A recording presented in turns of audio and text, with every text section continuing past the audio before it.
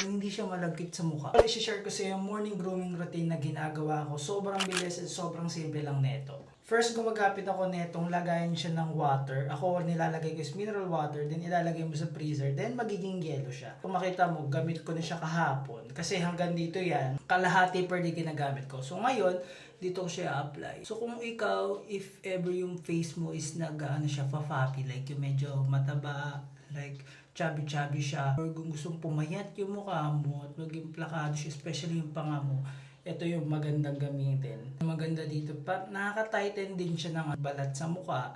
At the same time, nakaka-relax siya. Maganda yung effect niya sa akin actually. Kaya tinutuloy-tuloy ko. Kasi it's nakaka-relax. Yun nga, mas pansin ko mas nagiging on point yung mukha ko. I mean, mas nagiging plakado siya. Ang gusto kasi yung ano dito, yung mas lumabas yung cheekbone ko, tsaka tong panga ko.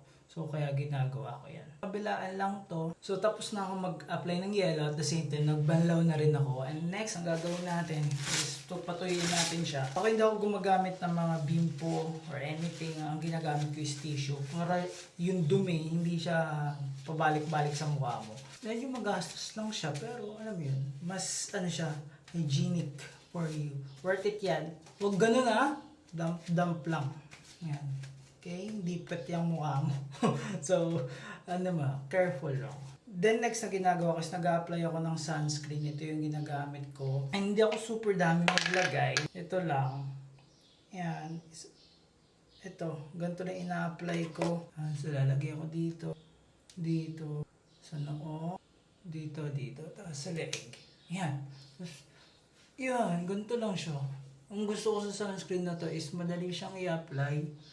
And hindi siya malagkit sa mukha. Kasi pag lalaki ka, ako personally, ako na malagkit. Yan. Ito lang siya.